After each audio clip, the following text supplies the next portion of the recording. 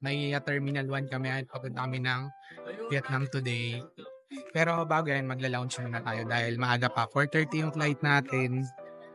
Plus dos pa lang. Tara. Tayo pa invitation. Ayo, ano tinanong sa'yo? Wala, picture lang daw. Sa akin meron eh. Sabi niya, asawa mo yung nauna. Sabi ko, opo. Kasal kayo? Oo. Uy, Oh, uy. so guys, yung lounge is dito.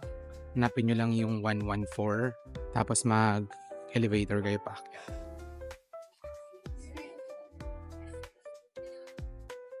So ito pala yung Marhaba. Dito tayo sa pubs. Side.